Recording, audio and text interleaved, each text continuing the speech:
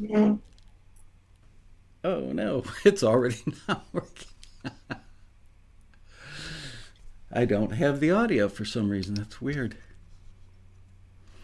Hello, audience. Can you guys hear? I'm not getting the music, which we would normally be getting. And I tested it about 10 times, of course. Anyway,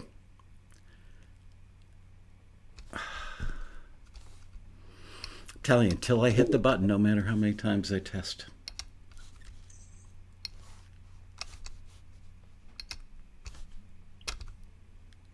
Well, we're on. That much I can see. Okay.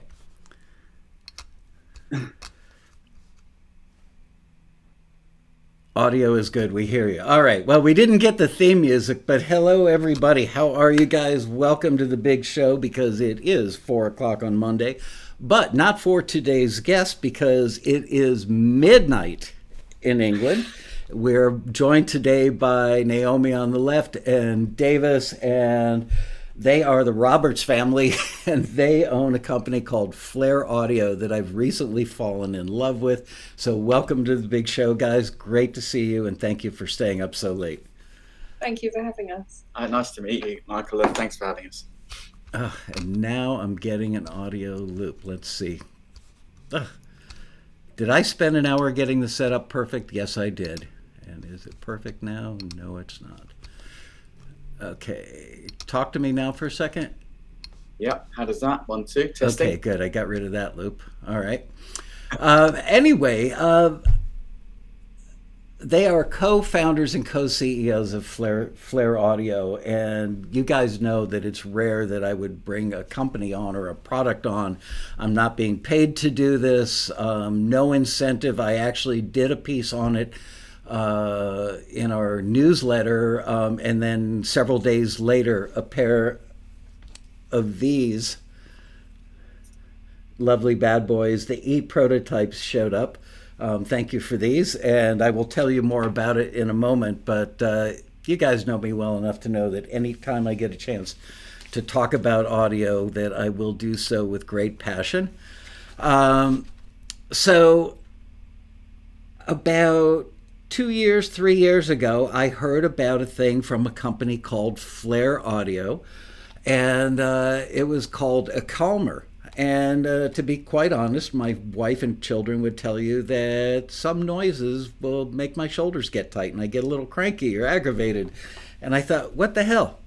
So I ordered some, but I didn't really use them, right? I didn't leave them in very long. And I went, no big deal. And I put them on the shelf in the bathroom and didn't think much about it until a couple of months ago. A very old dear friend of mine named Robert Cordy, who was my assistant engineer 40 years ago in Florida, and then does very high-end audio restoration for Warner Brothers.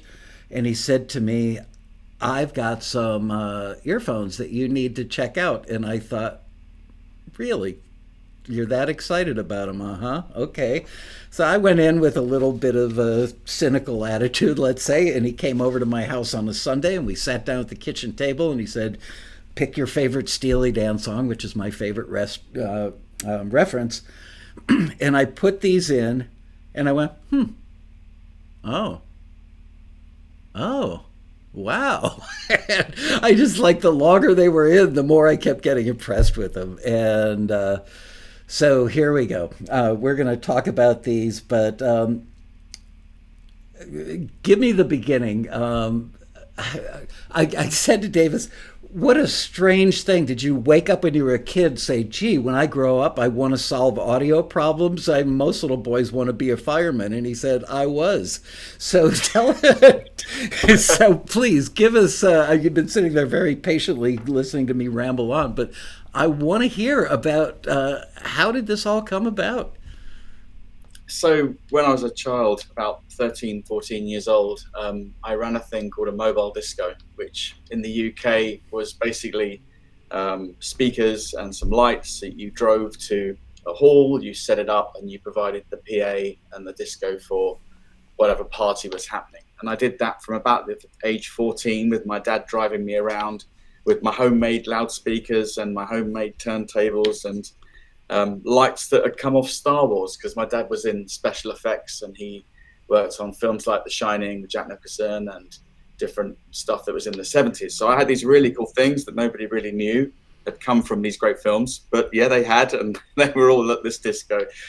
Anyway, skip on a few years. I joined spent 2 years in the lifeboat service, which is a bit like the Coast Guard in the US. It's a voluntary service that saves people in the sea, and then got into the fire brigade, where I spent 13 years as a firefighter, and lastly as a crew commander at Shoreham by Sea Fire Station. It was at that point I just didn't feel fulfilled in life. And Naomi, you worked for Mid Sussex District Council as a youth officer, and you were doing events for under 18 events and anti-drug events. And there was this one event that you were doing that it was like a battle of the band type event, and I'd booked a kind of a pop punk band. This was about how many years ago? This was 2007. Yeah. They were called Cooper, Koopa. They were a 3-piece. Great fun. Booked them. Dave said, "Look, I would really love to provide the sound," and I resisted. I said no at first, and then eventually I was like, "Okay, go on then. You can do the sound." And did the sound. We had a massive, it was a really small kind of hall, and we had this huge sound system. And Dave was on the desk, and the band loved it. And they loved it so much that they asked Dave to be their sound engineer. And they said, we've got a big gig next week. We'd love you to do our front of house. Dave said yes. And it was the Isle of Wight main stage, 50,000 people with a Heritage 3000. And you really had no background as an audio engineer? No. Wow. I know about sound in terms of what I want to hear. So anyway, there's a great photo of you looking petrified on the sound desk with a wall of outboard, not knowing what any of the outboard did, and the hire company saying, "Hey, what do you want?" And there's, well, tell me what I should have. That's typical what you see as a system tech with a new engineer coming through. I must have looked awful, but any event, fell in love with sound and the live experience. Invested some of our life savings into a sound system. Started providing PA for gigs. We were doing larger dance events, some tours, some major festivals in the UK. So we did festival. We did sort of different events like this. And I very quickly became aware that sound was pretty much all over the place. Some gigs were great, some gigs were not so great. Sometimes they blamed the weather, sometimes they blamed the sound system, sometimes they blamed the artist. And it was just... It's always the mixer's fault, but always. So it would go on like this. And so I was like, well, what's going wrong? So we started... long story short, there's a lot more to this, in terms of the story of being sort of forced into designing my own loudspeakers because, I had issues with the company that we bought loudspeakers from because they didn't like the fact I was so passionate and pushing things forward so much. So we decided to make our own stage wedges, and they perform really well. So I then looked at creating my own bass bins, and we launched them in style at a Calvin Harris gig. We did Calvin Harris in Brighton for his part of his Brighton tour. It's like an opening gig. It was one of his first ones. And the sound was really great. And I was like, we were in Pro Sound News for their launches in style, and it all sort of started off. But at that point, I was like, how do I start to address the issues? How do I understand, what's distortion in the speaker? What's distortion? Where's all this distortion coming from? So it was at that point that I realized that in order to address the issues in sound, I need to think differently. I need to think as if I'm sound. And that was the point where I started to thought experiment particles. And so I see sound as just an arrangement of particles that are being disturbed, and they are vibrating in different directions depending on where they've been impulsed from. So if you've got a sound wave traveling this way, there we go. Yeah, you should actually get more in frame. There you go. If a particle comes like this, it hits this one, then off it goes and it hits that one, and so on. And that's how I see sound information being transferred from particle to particle. Interesting. You don't see it as waves, but I guess the particles make up the waves? particles make up the waves, but I'm thinking of much smaller detail than a wave, because if you just think of a wave, it's going to be impossible to start to predict how that wave's going to bounce and how it's going to reflect. It gets very chaotic. But if you think at a particle level, you can start to think about, okay, what happens in this position if a particle hits here? How's it going to bounce? How's it going to vibrate? It's very predictable at a particle level. So very quickly, the two sort of technologies at that point. So let me give you the basic first ever. There we go. Right, I've got to, if I go that way, it goes that way on the screen. I just got to get that bit right. Those would be a little hard to get them in your ears. So yeah, this is a loudspeaker. It's got resonating sides on purpose. This is traditional loudspeaker that everybody else has. And I realized that as this diaphragm goes backwards and forwards and vibrates, then so does all of these different sides on the loudspeaker. And these act as trampolines. If you're a particle and you hit this and it starts to flex a little bit, you're going to be fired in the opposite direction, creating resonance. Take the same wood and lay it into a laminated structure. A bit closer, as you can see. So it's so that's a laminated structure. Yeah. And then those bolts go all the way through. And when you clamp this, so if you imagine if you've got two plates forward and back of the loudspeaker, when you clamp this and do it up tight, you apply force on this part, which turns it to concrete. And so that's our first patent. It's called space technology, and it enables us to clamp lightweight materials and unify the resonance of the structure by applying a clamping force. Okay. Oh, so interesting. Okay. Basic bracing that's inside. Because bracing, the problem with bracing, if I put bracing in here, I end up halving the resonant frequency of that piece of wood. And the type of wood and the density dictates the resonant frequency of it. So correct. You can control that by tuning it by how much compression you put on? Clamping. Yeah, by clamping. So that's our first patent. This is just a very rough prototype. They don't look like this as finished speakers. You'll be pleased to know they don't look like that. They're solid, you know, some of our loudspeakers are inch thick pieces of aluminium, front and back. And there are M12 bolts going through where we torque up sort of 50 Newton meters on each bolt. So we end up with this huge, like 150 tons of force. Wow. To completely clamp the loudspeaker. And we use paper inside. The next technology, which is where we really go into depth with particles, which is not really, well, we haven't pushed this out there because this is in, this technology, by the way, is in Olympic Studios in Barnes. It's in the Olympic Cinema now. It's in Selfridges Cinema in London and Archlight in Battersea. So there's a few places that have these loudspeakers if anybody's in the area there in the UK and wants to hear them.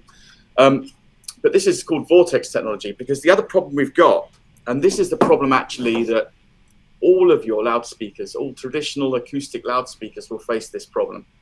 And it's to do with the laws of thermodynamics because as this diaphragm goes backwards and forwards, every time we create a compression inside of a sealed space, it's not energy linear compared to a vacuum.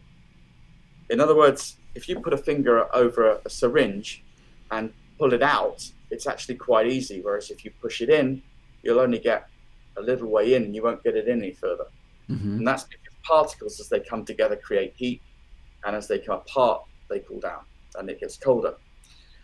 That's a massive problem for loudspeakers because it means if you've got a port or a sealed chamber, that driver is not going to be moving in a symmetrical fashion. You're going to cause asymmetric distortions with that loudspeaker because it's going to go more out than in. And interesting.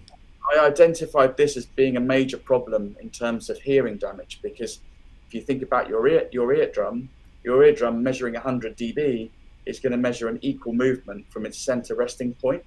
Whereas if you're asymmetrically listen to asymmetric sound, you're going to get much more of an inwards movement than you are outward. And that must be putting strain on our ears if you listen to high level sound. So I was very aware that in order to get my symmetrical driver movement, my balanced pendulum piston-like driver movement, I needed to get all of the pressure out of the back of the speaker. And we all know that, I could create a dipole, but then I'm going to get interference if I do that. And I've got to try and work out a way to silence the rear energy, but without causing any pressure differential. So that here's I like the way that you say we all know that. It's like, no, a lot of people don't. Okay. Naomi, did your mother say, why didn't you marry a doctor or a lawyer instead of a mad scientist? Pretty much, actually. It was more that. By the way, this gets a lot more simple as we get going, as we get forward. I'm showing the most complicated technology first.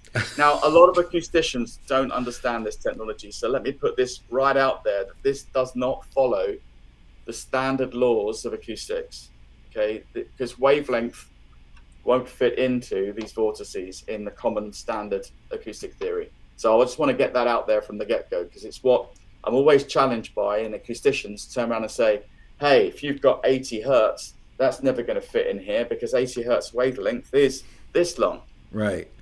Well, it does, because of the way that particles work. That's fascinating. My very first day in the studio, I was taught the wavelength of a low E note on a bass guitar and how that affects the room. So this is pretty fascinating to me. Okay, so what happens with this technology is this is called Vortex, and this is what we would term as an acoustic silencer. So from a particle sense alone, because this is the only way I can explain this, the driver is in the middle here. So this is 1/4 of the loudspeaker. Okay. So you have a big sort of 12-inch driver. And as the driver compresses back, it pushes all the particles through these vortices. Oh, wow. Right? Now, it's as it goes through and goes in, it's going this way. The particles traveling this way, but its exits in the other direction. So what that means is any slow-moving air can pass straight through, but any fast-moving sound becomes trapped. And so we end up with these vortices getting very, very hot and very, very cold in terms of if you looked at this under on a heat map. Does that make sense, or are you? Yeah, it does. It makes a lot of sense, and I'm kind of amazed that you didn't come from a physics background or an audio background, and that you were fascinated enough to figure this stuff out. Well, my background, because of being a firefighter, all firefighters are very practical people, and we used a lot of. You should explain about the. Yeah, I'm just about to. So one of the most basic laws that a firefighter uses is the principle of Venturi. So Venturi is a fascinating physics phenomenon where you can have a fast-moving body of something, and it drags air with it. So if you're in a building that's full of smoke, and you've got a person trapped in that building, and you need to get them out, and you're inside the building with a hose reel, a jet, you get to a door or window, and you kick that door or window out, and you put the jet of water outside the building on a spray, and it will draw all of the smoke out of the room very quickly because of the principles of Venturi. Because fast-moving particles with mass can pull less particles that haven't got as much mass, i.e. air, and it will just pull it straight out of the room. And so that principle is how I work with this. I'm using the Venturi principle, but at supersonic speed, or speed of sound, rather than using it at the speed of air. So that's our second patent. That's another granted patent that is a US patent, UK patent, Chinese patent, and we've got all of that locked down in terms of our loudspeakers. But were the loudspeakers your first product? Yeah, so we made these loudspeakers.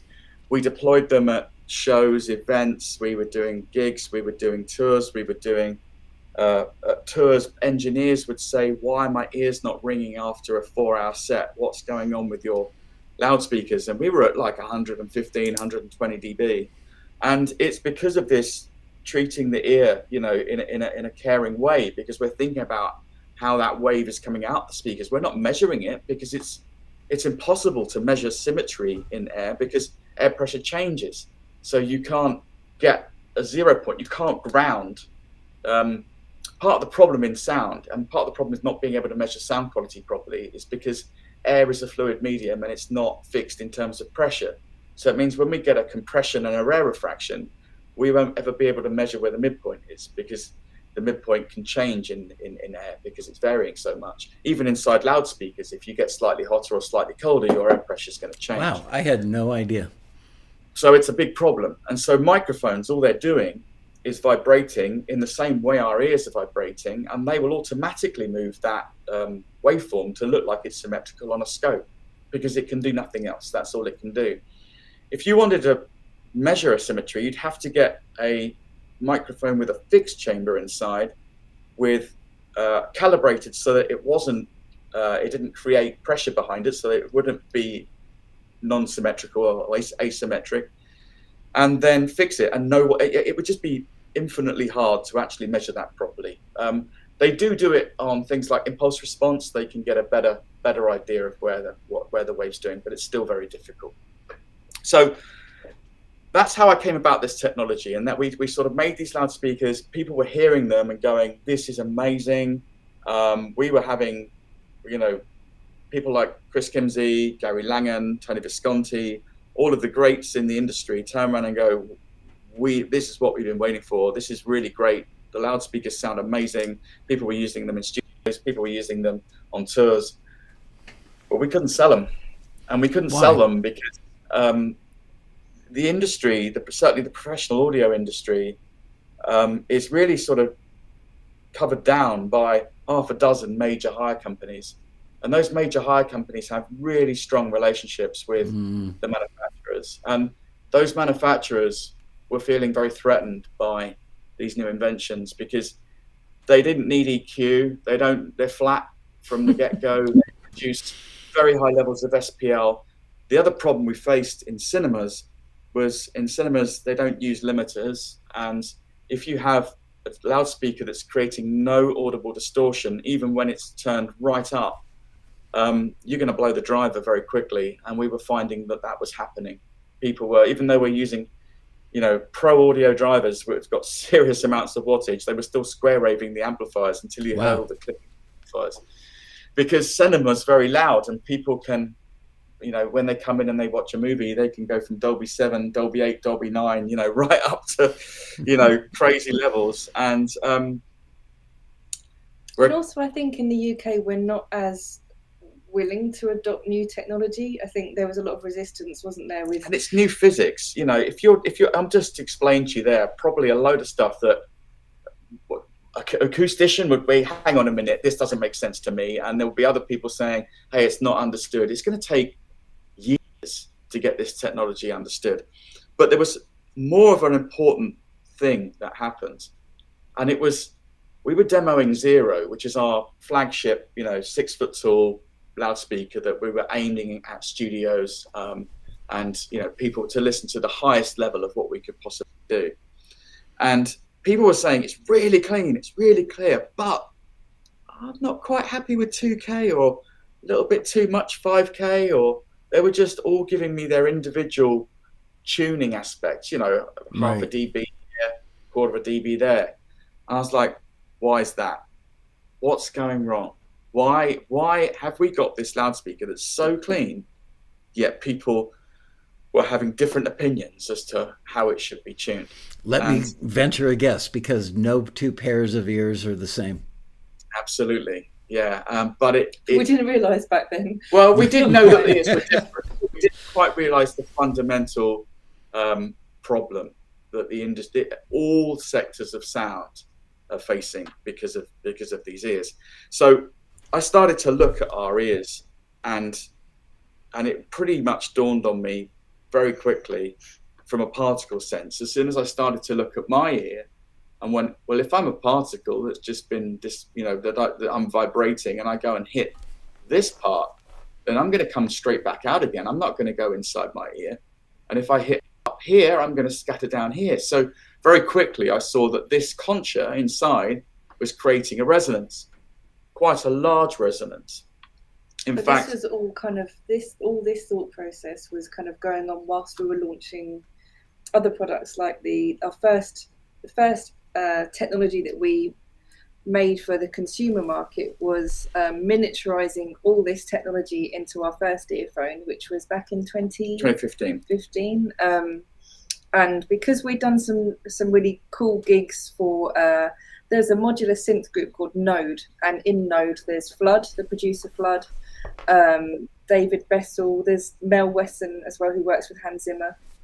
There's all these modular synths on stage, and because they loved the sound so much, Flood was really happy to be in our crowdfund video for our first earphone, and Chris Kimsey was as well.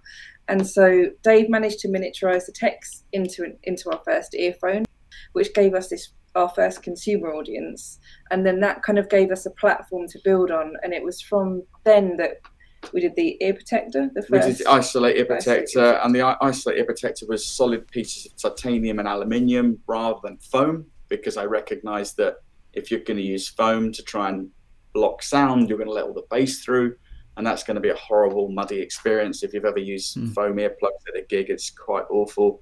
We created isolate to try and isolate bass frequencies coming into our ears as much as we could, so that we're just hearing them through the skull resonance. And this was like a product that was meant to kind of give us a bit more time to focus on earphones and other in-ear products. And I remember saying that an ear protector is not very sexy. I don't think it's going to do very well on crowdfund.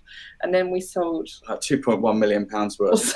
But wow. Before that, I don't know what I'm talking about. Before that product, I want to say that we had about 7 years of being right on the edge financially. We had a £500,000 mortgage that we put into the company. We were almost at the case of losing our house. We'd spent many years trying to, as I started to unlock the technology and started to realize I was going through step by step, starting to address every problem in sound, what was going wrong, realizing that the particle approach was actually allowing me to, 15 patents in now, is allowing me to like identify each problem and solve it properly without guessing.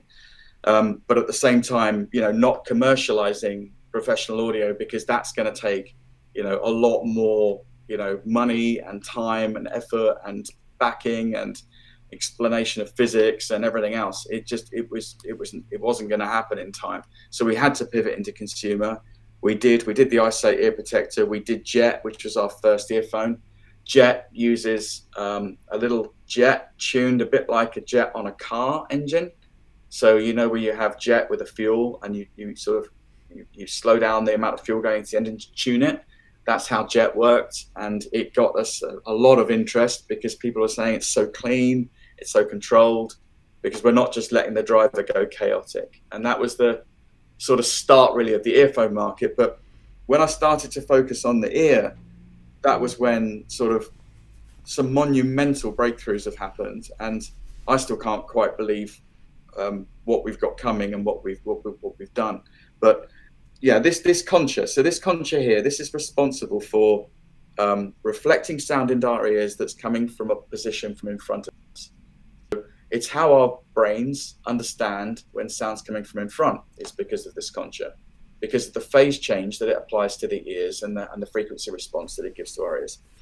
Whereas if sound's coming from behind us, it's a lot more muffled, has to go round behind the ear. In fact, it's quite a miracle how high frequencies get in, to be honest, because it has to come around the flap of the skin and get in there. It does it purely because of the way sound radiates out in a sphere. But anyway, so became aware of this problem. So I created a technology called EarHD 90. You might see it. It's this quirky little in-ear device that goes in your ear, and it replaces this little dish with a calculated receptor dish. So the idea is you put it in your ears, and it gives you very high definition of someone talking in front of you. If you're typing or if you're making little noises, it's fascinating, because if you've ever done that when you're in the studio, you can hear really clearly. Well, that's what this is doing, that technology. So we really launched it. When we launched it, we got some great comments from some great people saying how eccentric it was that a technology company was making things like this. But it's like an ear trumpet, kind of, but a much smaller kind of. But it's version. What you see with Flare is, you see, because we had to commercialize everything that we do in order to survive, you see these inventions come out as part of my sort of R&D lab. It's really like a skunk works that we do with Flare. But Karma. So 2018, I started work behind the tragus, because behind the tragus, when you put your finger in here, and I'll get my little friend here, which is our little head. And you can take his head off, and that gives us the tragus here. So this is your tragus, and you can put your finger in your ear, and you can see that chamber area in here, which is behind the flap of skin that's inside your ear. I wanted to get rid of that resonance because I recognized that this resonance on sorry, this one better. There we go. This resonance here and the resonance behind the tragus was of serious concern to me in terms of audio quality, because I'm like, this must be affecting sound in a significant way, because I was starting to realize that a lot of producer friends that I talked to, they'd spend most of their lives in studio pulling out resonances that they didn't like. Mm-hmm. And those resonances were not necessarily the same. And they would have debates on whether that resonance is not bad or that resonance is bad, etc. And so I was fascinated, and I was starting to think, I wonder if that is coming from here. So I started to create this technology, which you now know as Karma, that was initially designed to go under headphones to try and improve our sound experience and in the studio. It didn't do that too well at that point. So I was out Calmer, in London. by the way, there it is. Okay. That is a Calmer. Yeah. Calmer. And you put one in each ear. And what it does is it eliminates the distortion, at least minimizes, if not completely eliminates the distortion that comes into your ears just during the normal course of listening out in the world. There's no electronics, completely passive. And honestly, the first pair that I got, I put them in for an hour and went, no biggie. And then they were nice enough to send me the upgraded version with a little aluminum insert inside. And I thought, okay, I'm going to give these a fair shot. And I left them in for a day. And it's funny, anytime you listen to the inventor / owner, creator, things work better. Isn't that funny? Well, you get to understand what's going on. But it inside that tech, all it is it's shaped to match the inside of your ears, so it fits. Yeah. And then there's a flat surface inside, a perfectly flat surface towards one side. And the idea is, what we're doing is we're changing the geometry inside your ear. So instead of having a shell-like shape, the sound is going and hitting a flat wall that's at 45 degrees. So we are actually focusing the sound on your eardrum. So it's just a bit like if you were to have a studio and you have a flat. Yeah, there you go. It's that's it. There you go, up the top there. There you go. That's right. That flat. Wow, I could get a job as a production assistant. Yeah, people in the studio will know that you don't want flat surfaces because sound reflects really well, and so that's what we've got. It's a flat surface. So we were up sorting a problem out at one of the installs that we had, Selfridges, and I came back in London, and I was standing on the side of the road on Oxford Street, and I thought, I'm going to try this product that I've got. It was called EarHD at that point. I'm going to see what it sounds like with traffic. And I nearly got run over. I crossed the road and I was talking to Dave, but there was no Dave there. And I turned around and he was still on the side of the road, and he was kind of just watching the cars go up and down. And I was like, Dave, come on, we're going to train. And he's like, the traffic sounds amazing. It sounds so good. The traffic sounds like a recording studio. And I was thinking, this is a bit weird. Then we went on the underground. Bakerloo line. You said the same thing again. And the Bakerloo line went from a screechy track to a beautiful recording. And I was like, holy shit, this is not... And this was from which product did this? This is Karma. Okay. So if you wear Karma in a gig, if you wear it in a busy restaurant, if you wear it on the underground, the metro, whatever train system you have, or a busy, noisy city centre, that all sounds like a mastering studio. It sounds gorgeous. You could sit there all day on a bench and just listen to the traffic. It's that good. So we recognised then that it was this wasn't a product. Now I know why Naomi's dad tried to talk her out of marrying you. It's like, this guy likes the sound of traffic. I would run the other direction. So it's a hard message to get across, isn't it? Because it's not an earplug, it's not blocking sound. It's changing the geometry of your ear. Yeah, it's changing the geometry of your ear, and it's kind of cleaning sound up a bit. So I come straight back home, and I started doing some research because I thought there's a bigger problem going on here, because I was recognizing that without it, I wanted to run away from the sound, but with it in, I enjoyed it. So I did some research, and I found that the WHO published the noise regulations in 2018, and this was a 186-page document. And it shocked me, because inside this document, there is study after study after study saying, and they say it, not me, the noise is the second biggest killer after air pollution. Really? And at that point, I was like, wow. And it's because of cortisol. It's because a 10 dB increase of traffic noise leads to a significant increase of heart attacks, obesity, stroke, all the sort of ailments that you'd attribute to higher stress environments. But yeah, search it. It's on the WHO website, Noise Regulations 2018, and they show you all the studies to do with, traffic noise increasing, and they're making a big push towards trying to get city centres quieter. So they're designing buildings quieter, they're designing spaces quieter, they're trying to get the noise levels down because it's. Or they could just buy 10 million calmers, I mean. So as a fellow business owner, I like that idea better. They'll never be able to calm that stuff down. I think they should just buy calmers.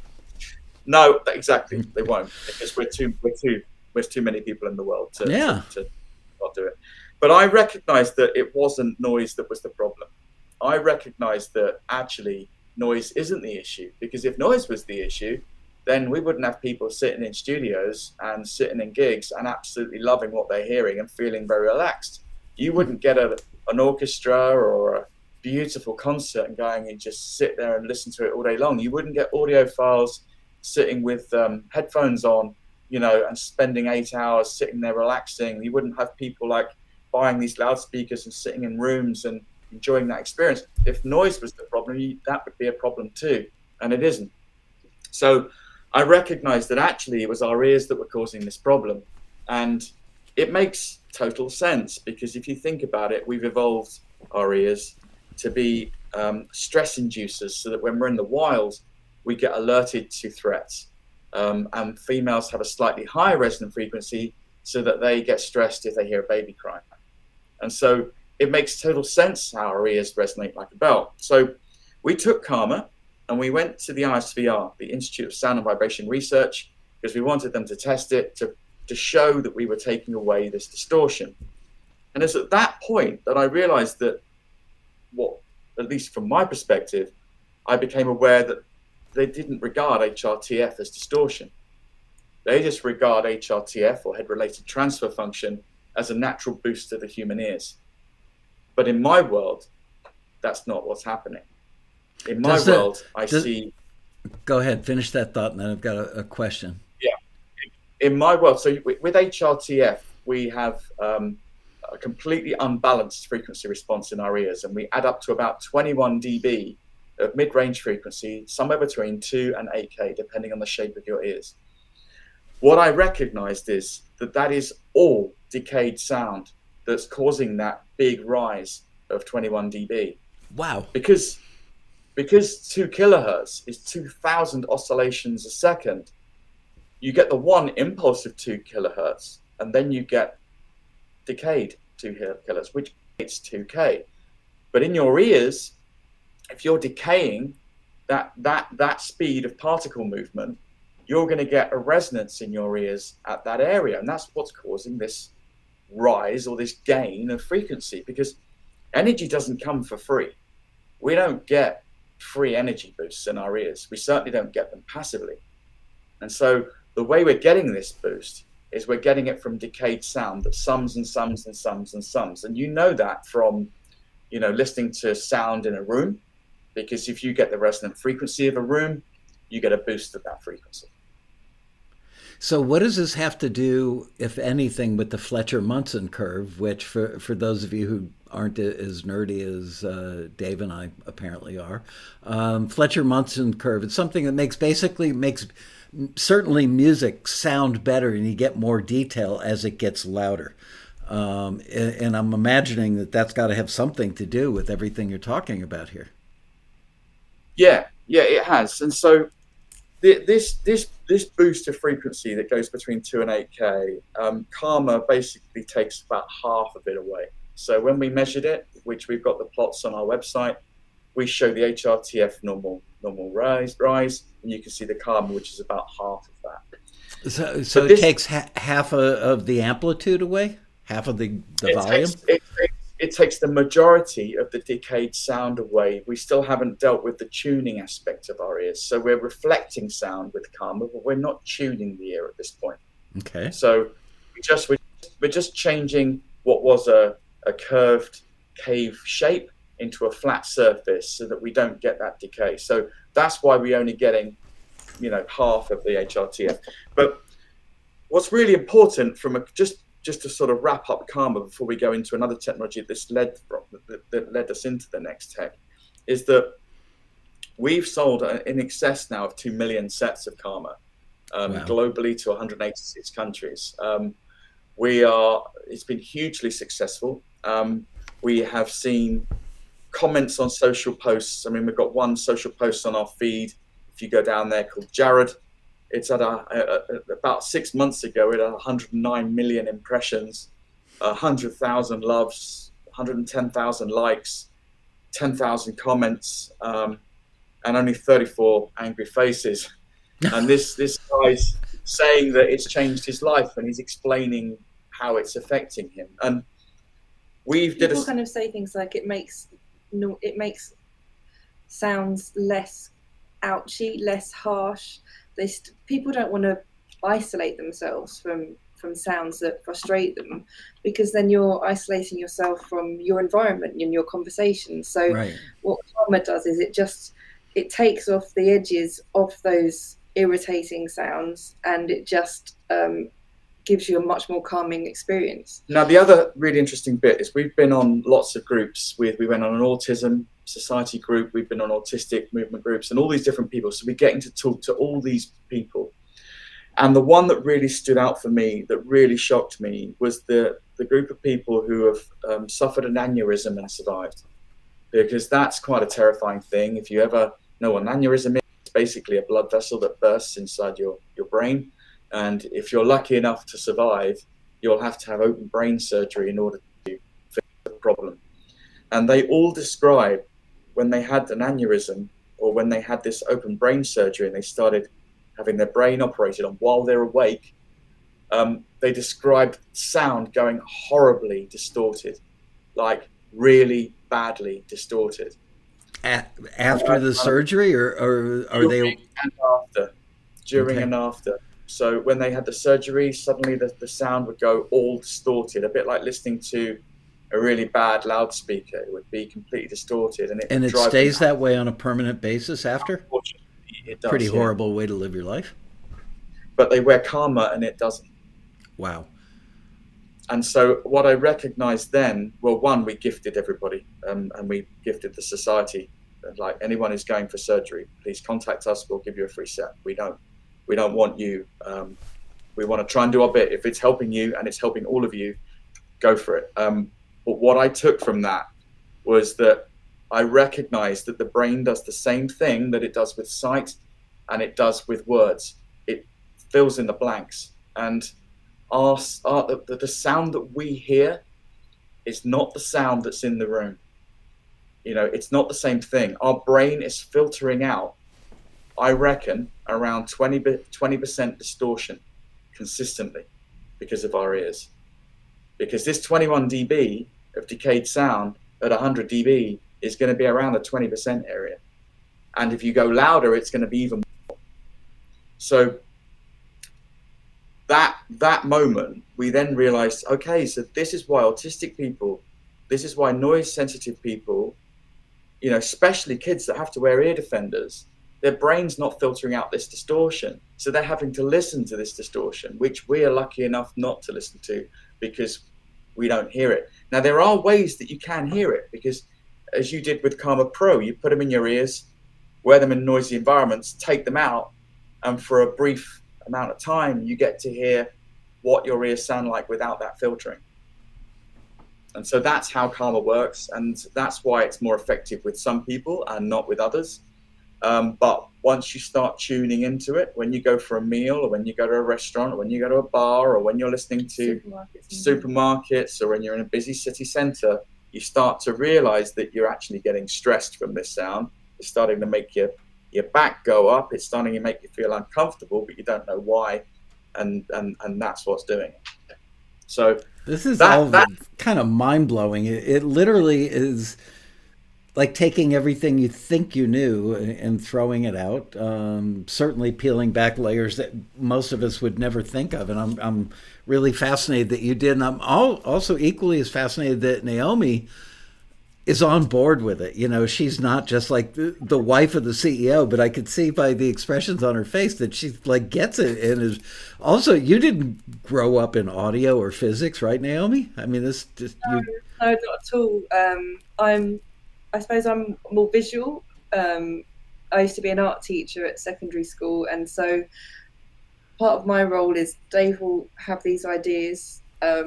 We'll 3D print a prototype. I'll sit with David, he'll explain to me exactly what it does, and then I'll have to take that information and distill it into a nice, easy to read paragraph, which is really hard sometimes, because with Karma, there isn't anything like Karma out there, because it's completely hollow and it's not an earplug. So you can't advertise it as an earplug. It won't block sound. So when you're describing that to someone as what does it do, and you're kind of saying, well, you need to wear it in these annoying environments and then take it out to really see what it's doing, that's kind of a difficult journey to take a customer on.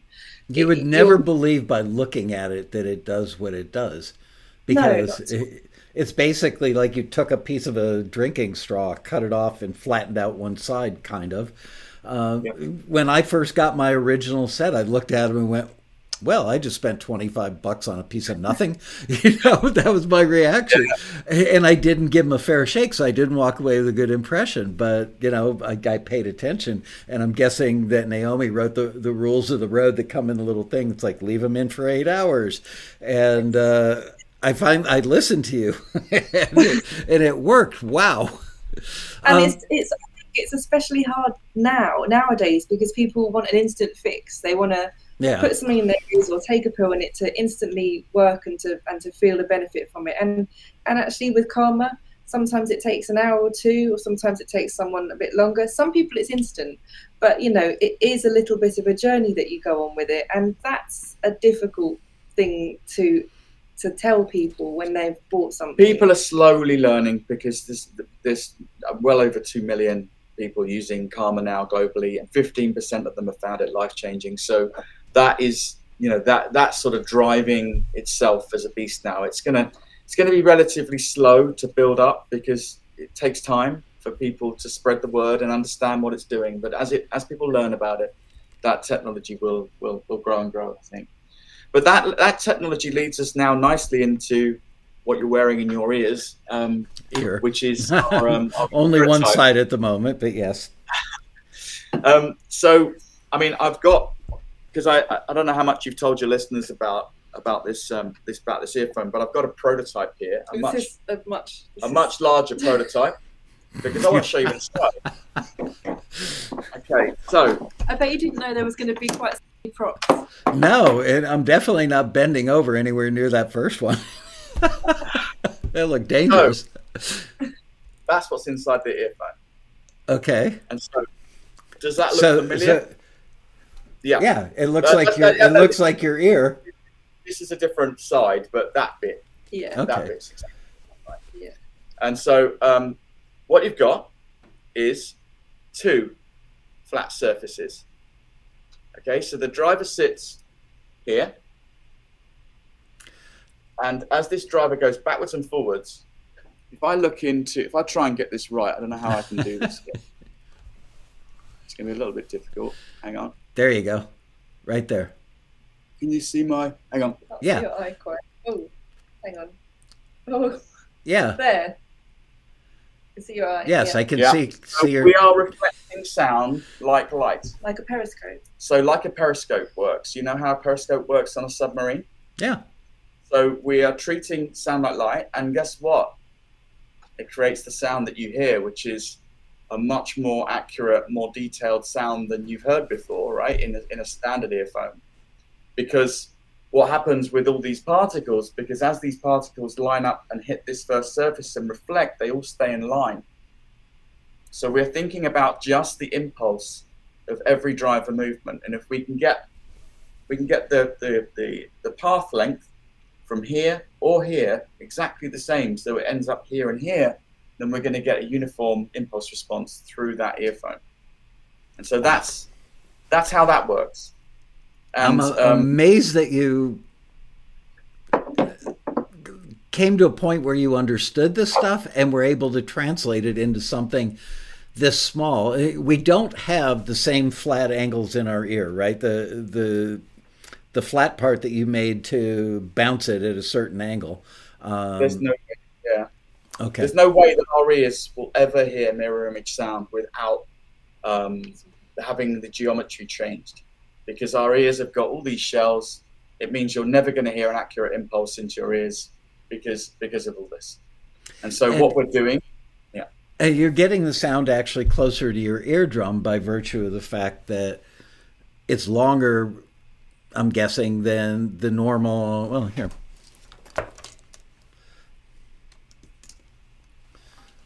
Before and after. Yeah, we're replacing the two bends. So as you've got one bend as you go straight in and go forward, and then you've got another bend as you go forward to left. Does it cause any increased risk in doing eardrum damage because the sound is focused more at the eardrum and is a little closer? Absolutely not, no, because the problem with hearing damage is because of resonances. Resonances are really dangerous for the ear. I mean, you know that from a room. Having a very sharp sound hit your ear is exactly what you don't want, and that comes from resonant spaces. In this earphone, we don't get any resonance, so we can't get that build-up of peaky sound, which is where the dangers are. As I mentioned 2 or 3 emails ago, Waves, the plug-in company, has a series of plugins that simulate control rooms. They've gone in and done audio measurements of the reflectivity and the resonant frequencies and everything of particular control rooms, of probably 4 or 5, like Abbey Road's control room, Studio A is a good example of that. So I've got that, and normally you wear over-the-ear headphones, and you can set it up so it tracks via Bluetooth or via the camera. And so I didn't want to do it on Bluetooth originally. I wanted to see how the camera went. It worked quite well, but it's amazing, having spent many thousands of hours in control rooms. There's no question, if you listen to something with your elbows on the armrest of the console and lean slightly forward, what you're hearing is much different than what you'll hear if you sit up straight and move back 4 inches. If you turn to the left, you hear it. If you turn to the right, you hear it. You could do it with your eyes shut, and you go, yeah, the Doppler, no, it's not Doppler effect, whatever. The time delay from sound getting to one ear versus the other tells you where the sound is coming from. You get that same science simulating the control in your headphones. It works really, really well. It's very impressive. It also makes you work a little harder on the mixing, because now you're introducing the reflectivity and the resonances of the room. You get to know it like you would a regular control room. So, being the inquisitive person I am, over this past weekend, I took my E Prototypes and tried to get them to work with the Waves thing, because I wanted to hear what these would sound like in that control room environment. Unfortunately, my head froze and it wouldn't work. So I'm going to solve that problem, and I will write back a detailed report for you, because on one hand, you're eliminating the problem by using the periscopic method of reflecting the sound correctly in your ear, and then you are bringing the problem back by introducing a control room which has all those weird resonances and stuff. I'm just curious, so I'll let you know, just out of curiosity. Anyway, would this be a good time for me to play the video? Yeah, sure. Yeah, absolutely. And the video was done for your Kickstarter campaign. There are some products in there that look like these, the FLARE earphones that look like these, but have a triangle on the outside, right, which is just like a little window dressing, right? I don't think it's more cosmetic than functional. That was the prototype that led to the crowdfund campaign, because we only believe in doing things for real. We wanted to make sure that we were demonstrating the technology before we put it on crowdfund, because you do an Indiegogo campaign about sound, no one's going to believe you, and we wanted to make sure that we had a product out there that people could hear, so that when they came on, they could really talk about what the actual sound was they were hearing. Mike was right though. The triangle is in essence window dressing. Yeah, it's totally just window dressing. Yeah. Also, I see somebody asking the question, Peter Rahill asked the question, can Dave explain why earbuds sound so bass heavy, and do they cause potential damage? So you're talking, Peter, about all earbuds, not these, I'm guessing. Yeah, they do. It's the resonances of the shape of those earbuds, because they're a shell-like shape, and they're generally aims to produce more bass. They cause all this resonance inside that chamber. And it's not good to listen to. If you listen to these earbuds, more ear fatigue, doesn't it? It does create ear fatigue, and it's not good for your hearing. Listening to peaky resonances from low cost earbuds. So I do want to mention, aside from the fact that the product is really cool, the packaging is really nice as well, and you get this really spiffy, adorable little hockey puck of a storage device, and it does come with small, medium, and large. What do you call these? Tips. Tips. Silicon tips. Yeah. Okay, so I went for large because my wife says I have a big head for a guy my size. So I tried the larges when I had my friend Robert Cordy come over to do the demo of them a few weeks ago. And I remember thinking, how do you get the bass, the bottom end sounded really good. And it wasn't like too much, it was just a pinch too much, but it sounded really good. Like I could actually hear the strings of the bass rather than a big woofy undefined bass, which is a problem I find in almost all audio. It's really hard to find anything that replicates bass really well.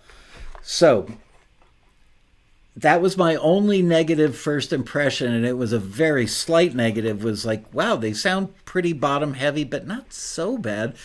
But then I read, and I'm guessing Naomi wrote this because I just have a feeling, it's like, try the different size tips, and you may need like medium in one side and small in the other, because no two ear canals are the same. So I spent hours over this past weekend experimenting, and you guys are so right that when I found that using the small tips, that the bottom end was a little deficient for me. When I used the large ones, the bottom end was a little robust for me. And then I did Goldilocks and found the ones in the middle worked just right.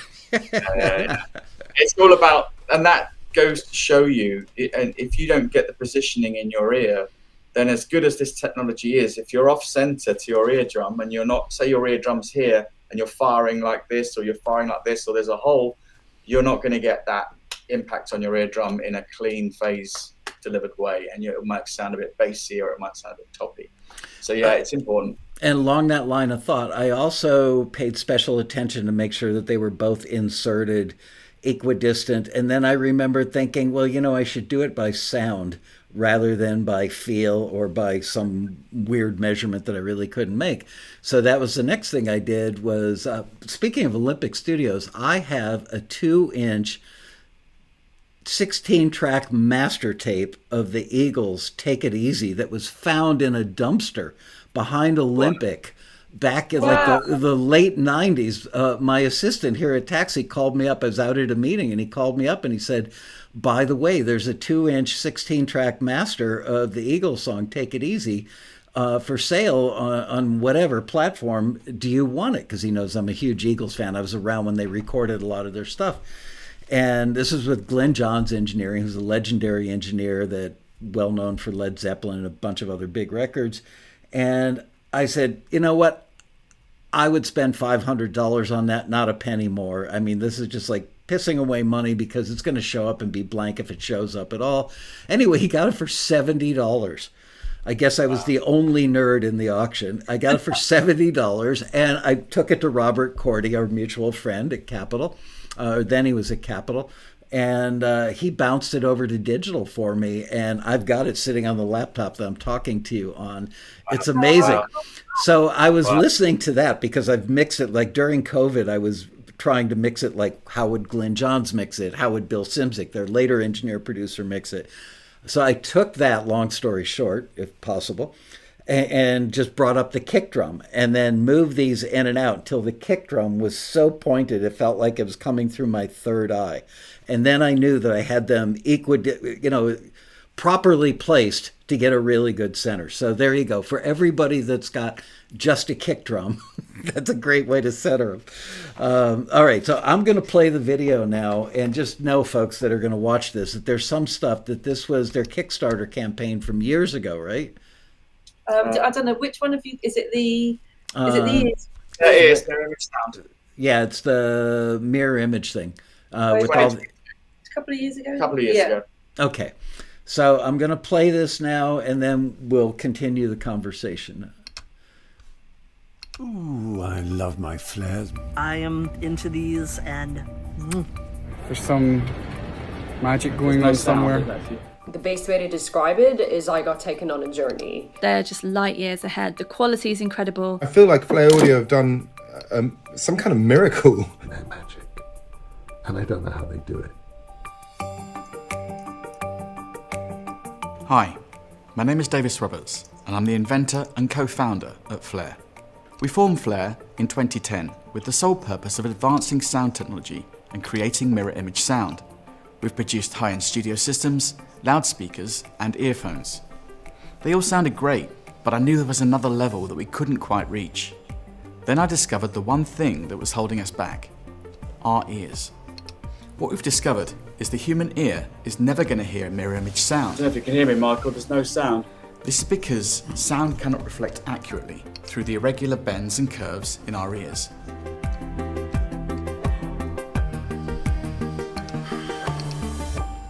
It's like looking into a wobbly mirror. Yeah, I just heard you. It's funny. I'm hearing the sound. Maybe you guys aren't. Were you guys in the audience hearing the sound? Can somebody? They're on a little delay, so let me know if you guys could hear the sound. Yes, they could. Okay. So Sorry. That's okay. Interrupting you. All right. Sorry. No problem. All right. Here we go Ooh, again. I love my flares. I am into these, and There's some magic going on somewhere. The best way to describe it is I got taken on a journey. They're just light years ahead. The quality is incredible. I feel like Flare Audio have done some kind of miracle. They're magic, and I don't know how they do it. Hi, my name is Davis Roberts, and I'm the inventor and co-founder at Flare. We formed Flare in 2010 with the sole purpose of advancing sound technology and creating mirror image sound. We've produced high-end studio systems, loudspeakers, and earphones. They all sounded great, but I knew there was another level that we couldn't quite reach. Then I discovered the one thing that was holding us back: our ears. What we've discovered is the human ear is never going to hear a mirror image sound. This is because sound cannot reflect accurately through the irregular bends and curves in our ears.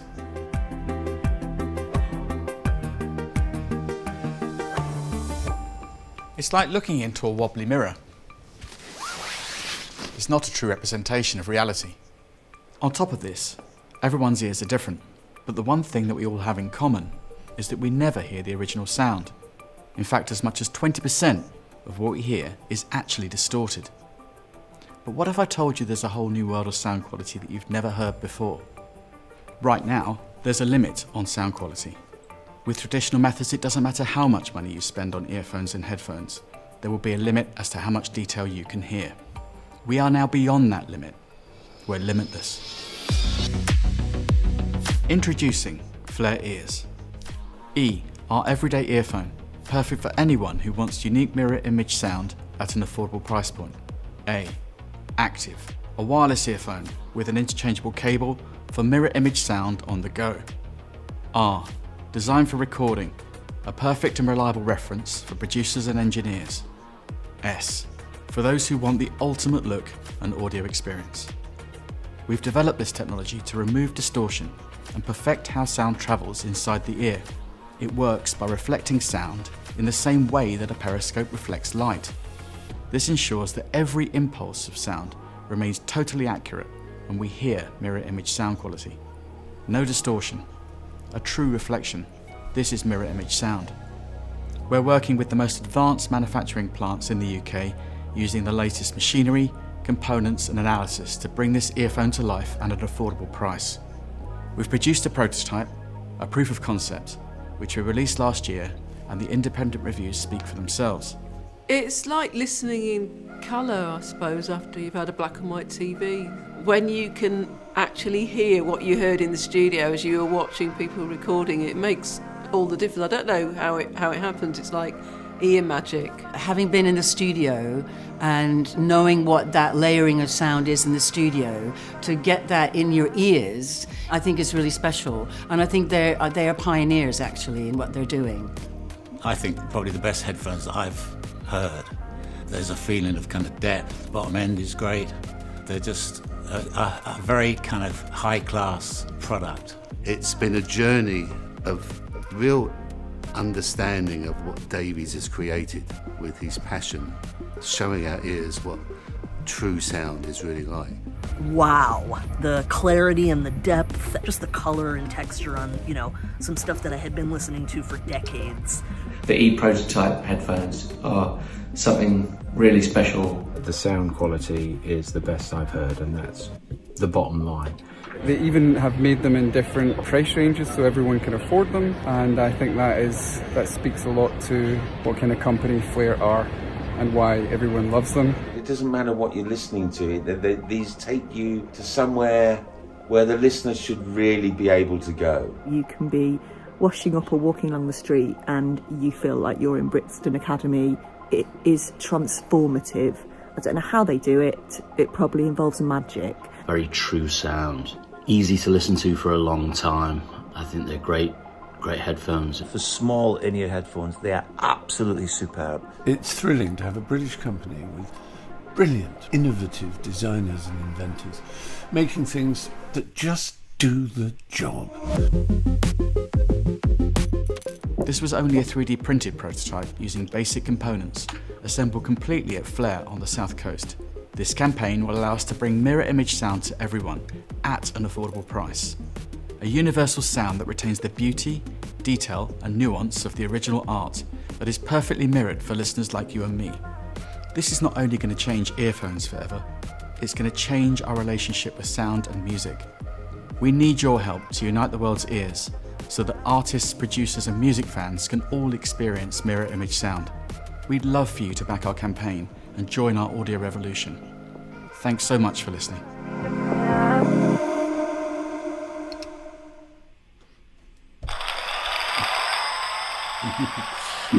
Amazing.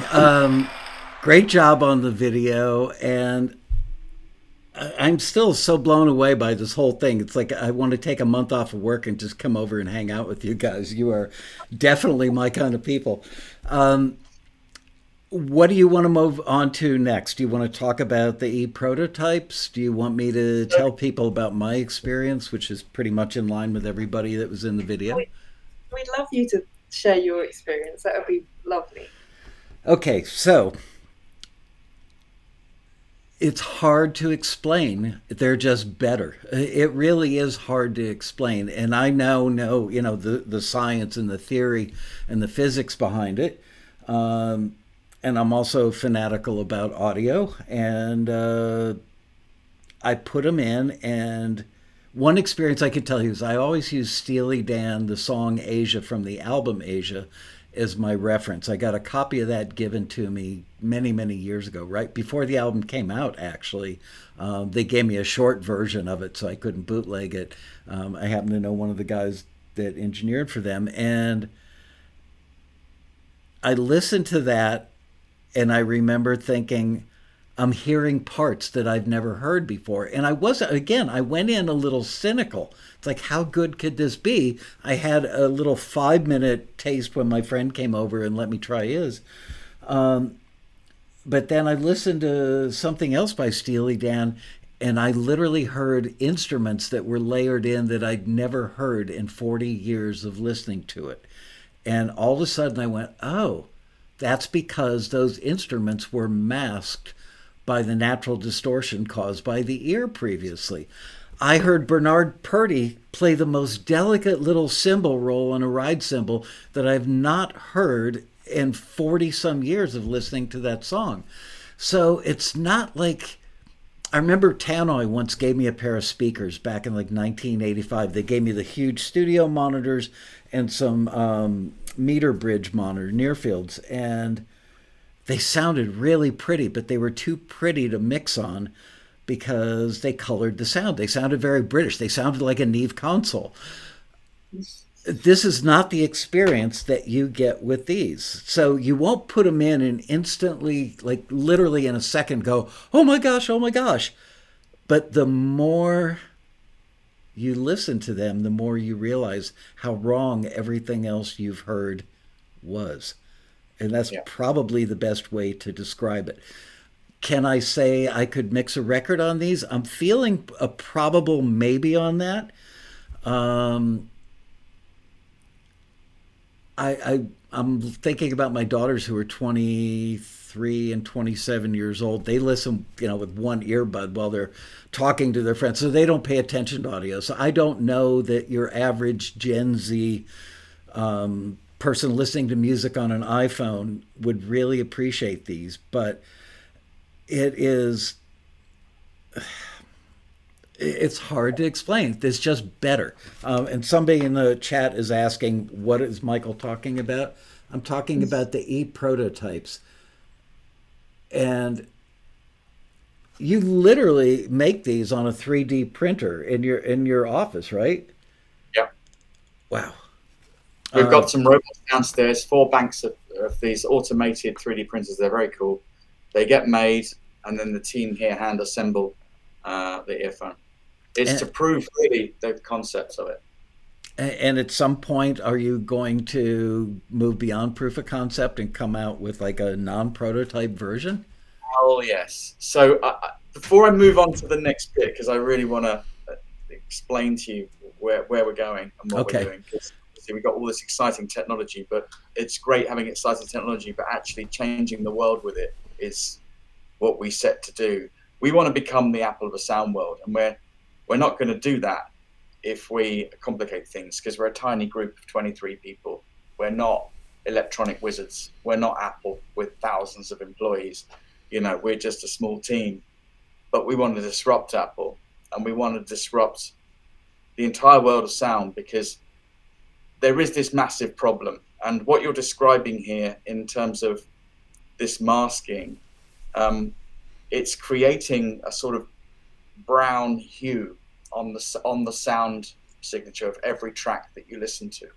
So it's a bit like, before the days of HD screens and seeing, blurry images on CRT screens, and then you see the film again on super high definition, 4K, 8K, you're suddenly seeing all the detail in the vision that you'd not had before. You're not seeing all the lines on the faces, all the tiny details. And you look back at old pictures now that have been used in AI, and they've enhanced them, and suddenly you're seeing these old pictures that were taken in 1930, 1940, 1950 suddenly are looking like they were taken yesterday. And so vision has come a long way, but sound hasn't. And because of this HRTF distortion, it's a bit like if you were to go in the studio and do a +20 EQ all over those frequencies, you're going to lose all the all the other information behind that, and you're going to lose information in the high end, especially because they're going to mask that, is what you've just described. So we recognized when I started to make this that we're really unlocking the fundamentals, but we have this big challenge because we don't have an ability to make miniaturization of electronics. We don't have an ability to make true wireless. We have to stick with basic concepts and learn how we can make the earphones more acceptable to the consumers by putting things like NMCX connectors on and all that. But, and this is a but, and this is what I've not really explained too much before or to anyone I've ever spoken to. But I want to talk to you, Michael, because you're talking to my fellow people in sound, and I very much respect artists and producers and engineers, and that's why we're engaged with you guys, is because we really care what we're doing. Flair's not a corporate; we're a passionate company trying to unlock the problems. I forgot what I was going to say now. You're unlocking the problem. Yeah, I'm unlocking the problem. So the trick, the key bit, right, is if we'd had those electronics experts, we wouldn't have gone down this next route, because going back to what we were talking about earlier about studio recording, one thing that all studio producers are doing is they're getting the frequencies, they're getting a female vocal, a male vocal, and they're pulling out the harmonics that they don't like, and they're pushing in the harmonics that they do like, and they're crafting those voices, and they're crafting the track. Well, as you've heard, we can take away that HRTF distortion, and we don't have the ability to make complicated electronics. So that's forced me to stay passive. And this is where the next bit's coming that's very exciting. We are now currently working on a new technology that you put inside your ears that makes everything that you hear in the studio, under headphones, sound like that. Wow.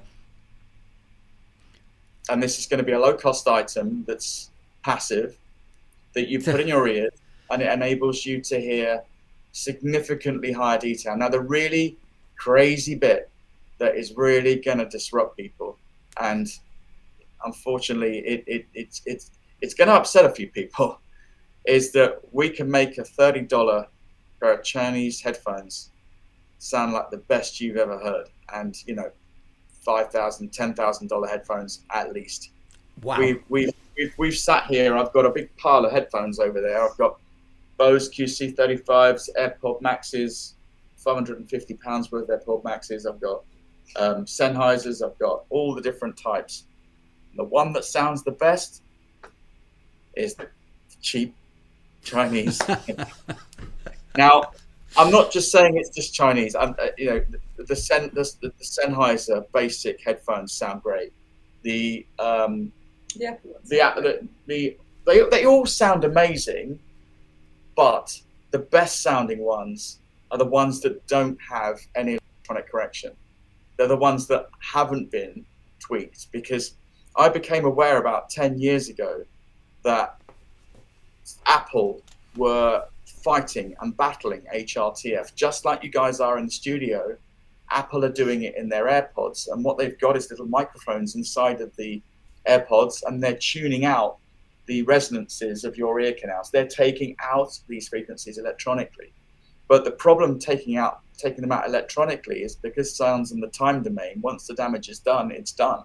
You can't then fix it retrospectively because it's already in the air, it's already moving around. So if you're just pulling frequencies out, you're going to pull detail out.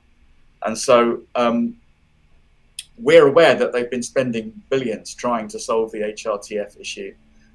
Bose have been doing the same thing, and they've all been trying to, make products that work with your ears. But as I just said, the exciting bit and the shock for me, and I'm not, I wasn't aiming to do this. I was just aiming to, unify our ears so that we all hear exactly the same thing, and we can all hear more detail than we've ever heard before. I was not expecting the most basic headphones to just sound blisteringly amazing. As long as they've got the frequency response, so as long as they've got the bass and the top end and it's all there, it'll be bonkers. I can't wait till you move on to eyesight. You're so passionate and you dig so deep to solve these problems. Quite amazing.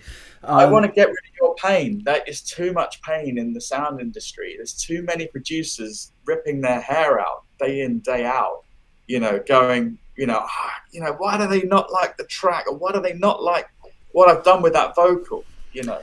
I want to solve that. Do you think that you'll end up licensing that new technology to all the companies rather than making a product that you put in your ears and then use their product on top of it? Well, I think so. We've obviously got our own. We're working on a range of consumer earphones and a range of professional mastering earphones. So we're taking that sound experience you've got, and we're making a range of 3 earphones that are aimed at different markets. We'll be launching them later on in the year. As soon as we've got a set, we'll get them to you. But it takes that sound experience you've got, amplifies it even more, because it's having a beryllium driver. It's made from components of titanium. So we're really tuning it and getting it absolutely perfect for the mastering version that we're bringing out. The one that you will be able to mix up. But the passive one. But the passive one, in terms of this device that I'm talking about, that you're going to put inside your ear, at the get-go, no, we're just going to launch it and we're going to throw it out there. And the great thing about this technology is you can easily hear it. It's very, very, very noticeable. You put it under your ears, you just push it in, put your headphones on, and it's like, whoa, it's like they just sound beautiful. You listen to a couple of tracks, you pop them out your ears, and you're like, what the hell? Because you're hearing, remember what we talked about getting used to the sound? Yeah. Well, when you release things under just one track underneath, even 30 seconds of one track, take them out, it feels like you're abusing your ears. Wow. So it's a very big shock. And so our plan is to get these out there. We're then going to get them to all of the audio reviewers in the audiophile community, as well as getting them to all of the producers that we know and all the people. And we'll just do what we've done before, which is just push it out there and get people aware. If I'm being brutally honest, if I was Bose or Apple and I saw this technology came along that made my competitor's headphone that's 30 quid, 50 quid, $50 sound significantly better than my set of $400 headphones, I want to own that technology. Yeah. We're not going to let it get buried like that, though, because we didn't do this for money. We did this for a passion. The only way we're going to agree to people, licensing their technology is if they get it out there. Right. So we're not going to allow any of that to go on. Well, I haven't worked this hard to unlock these problems just to sell out and not do it.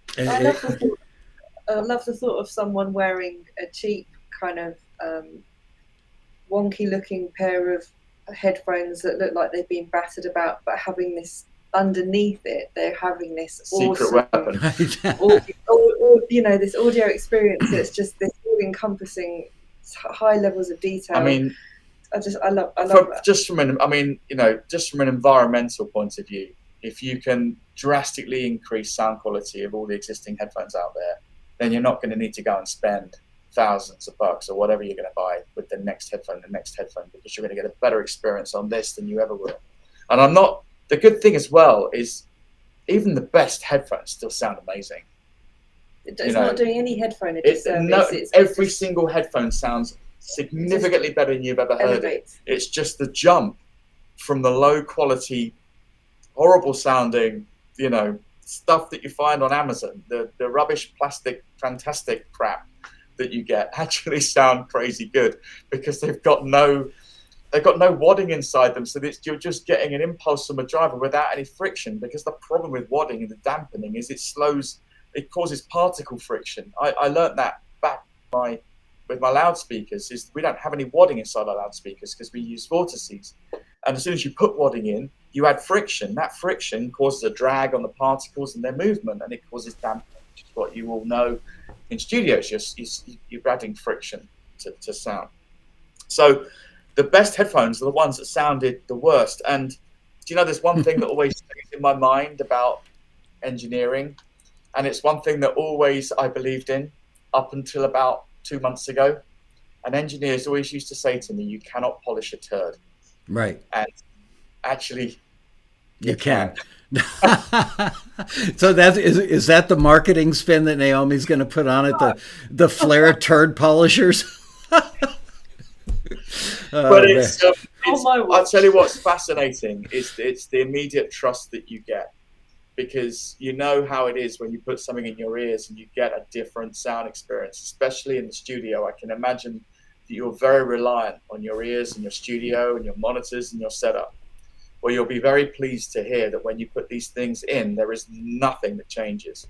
Zero. So you put them in, there's no frequency change, there's no muffling, there's no change. Not like with Karma, where you get a slight muting of mid-range frequencies.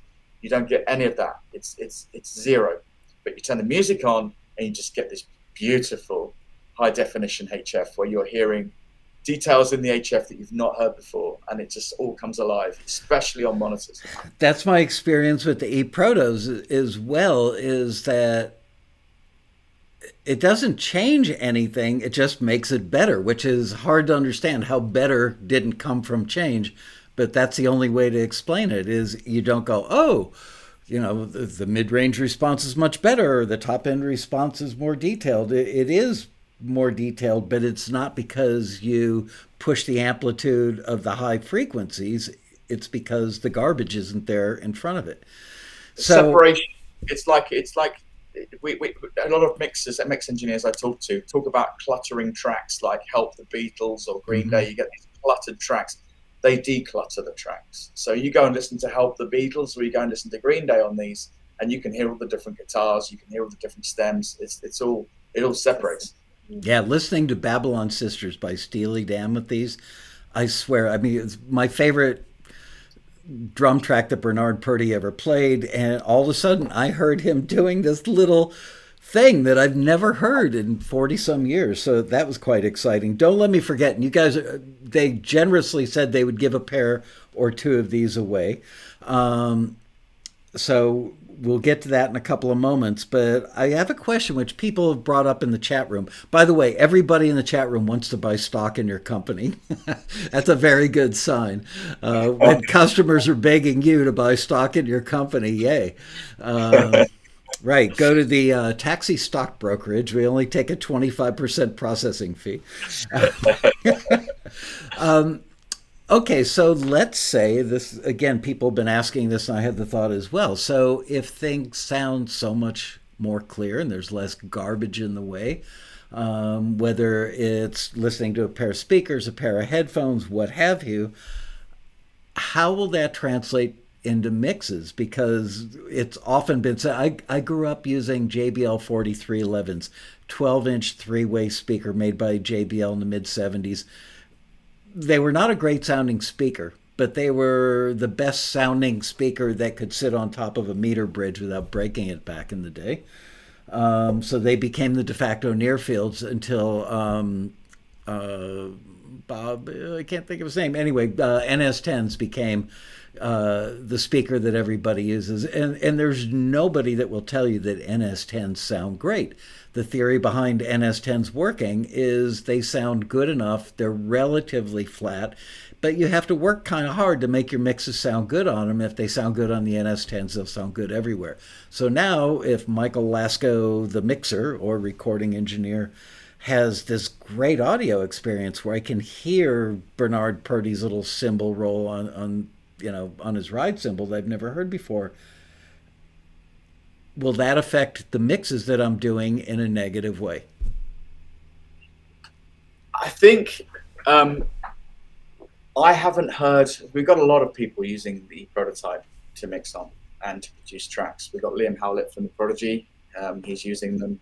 We have Neil Gaiman is mixing the final mixes of he did Sandman, was using E Prototype.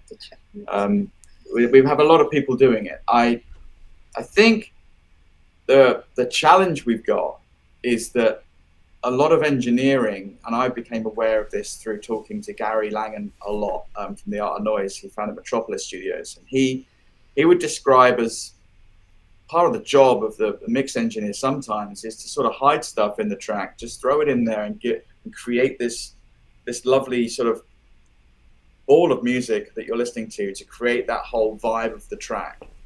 And I think that the challenge we're going to face is you don't get that with these. So you don't get to hide anything. Everything's Right. still.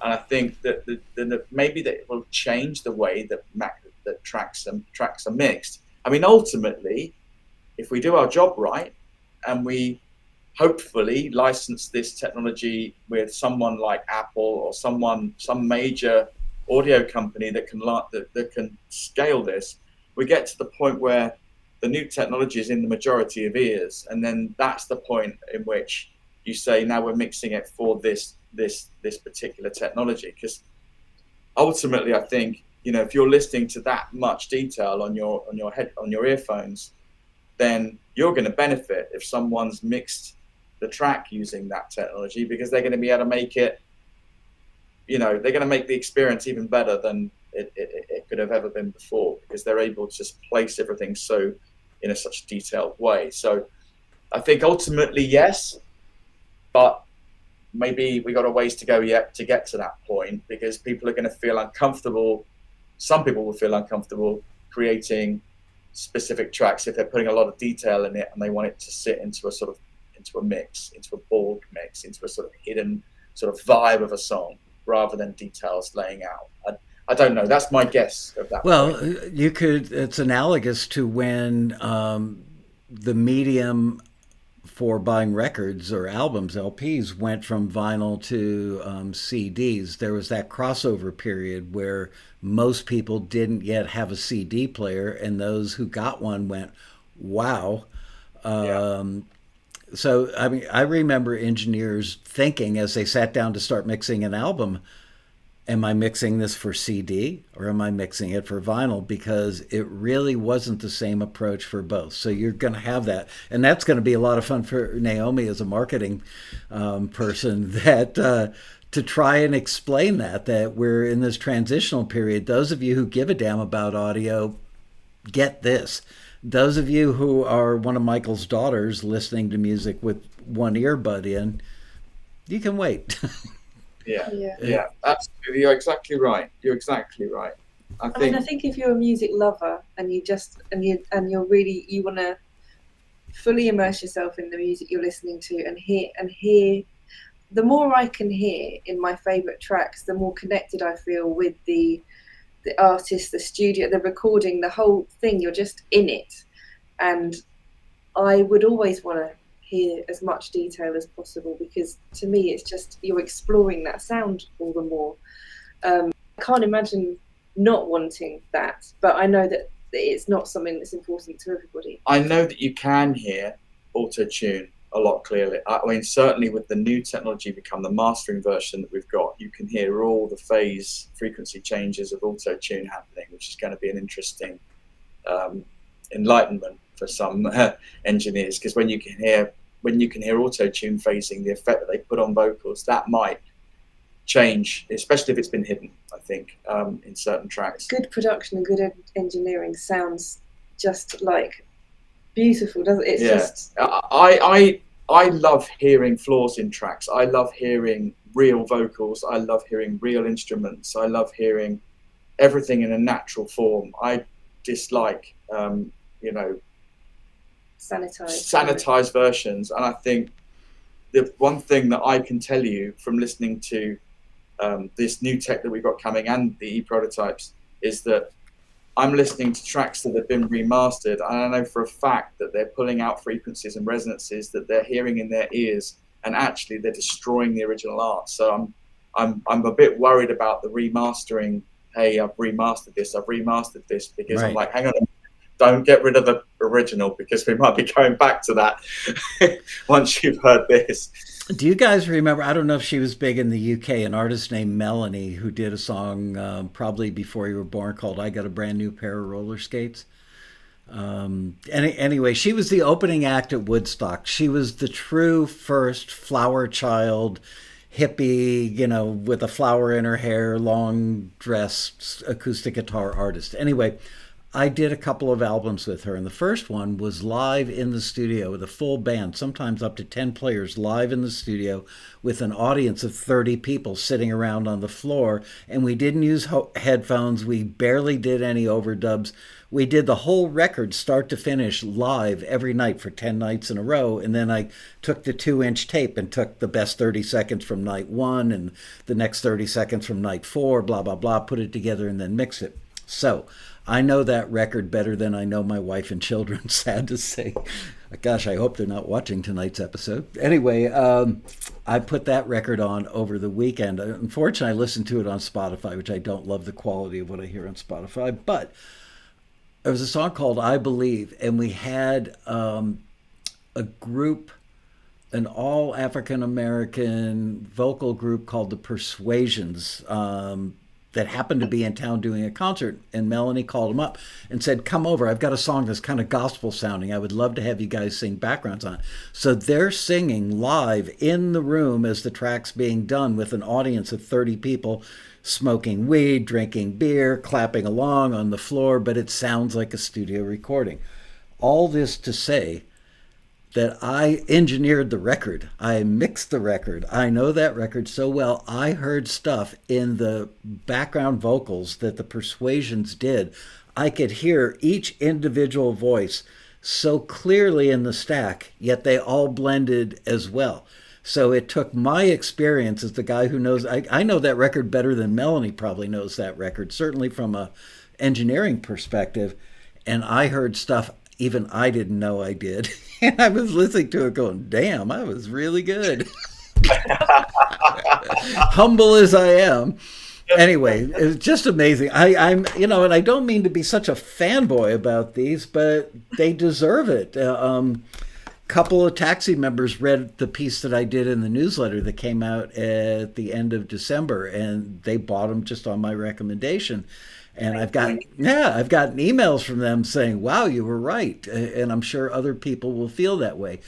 The big question is, what is the ultimate best use case for them now in our world? But I'm very heartened by the fact that you get our world. You're not just building audio products, you're building audio products where you really understand how they get used and by whom they get used. So I have every confidence that this will improve our art rather than somehow being a roadblock or an obstacle, or it sounds too good now, the average person on the street won't get it. I'm not so fearful of that, but I will try and mix something soon where I do the entire mix wearing these and let you know. Interested to know, see how you get on. How that goes. Yeah. Anything else? We're over on time. Oh, and I've got to give some away. How many do you want to give away? 50, 60? One or two? How many do we got on? I don't know. You're the marketing person. 5 pairs? Huh, 5? 5? Awesome. That's extremely generous. You just made a bunch of people in the chat room very, very happy. It's funny. Somebody just said, Michael, mix that record for the future. No, I didn't. The label ran out of money and I mixed that record very quickly. Anyway, okay, so here's what we're going to do. And I don't want people to type in a +1. We do a thing where everybody types +1 and then somebody gets picked by Liz sitting in another room running her finger up and down the chat room. I don't want everybody to enter twice or 3 times or 5 times to try and improve their odds. Let's be magnanimous, democratic. You get one shot.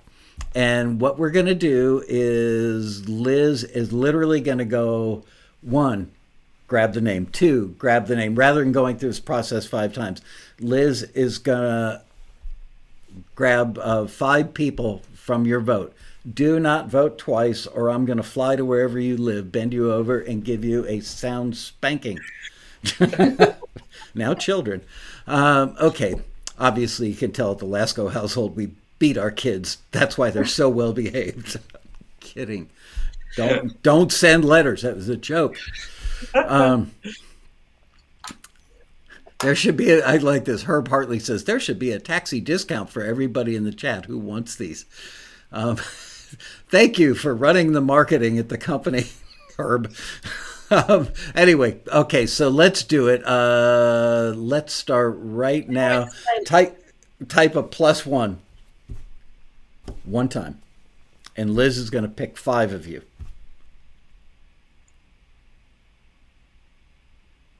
Here come the +1s. It's killing that they can only type it once. And I'm watching, damn it. Anybody puts your name in there twice, you're in deep shit. I'm deep trouble, big trouble. It's a family show. Used to be anyway.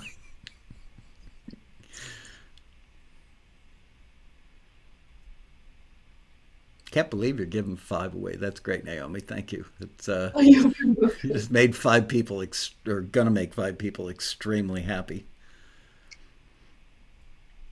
All right, Liz, if you would be so kind. It doesn't matter what part of the world they live in. Sometimes we do stuff where we're sending books and we tell people outside the U.S. they can't enter because it costs more to send the book than buy the book.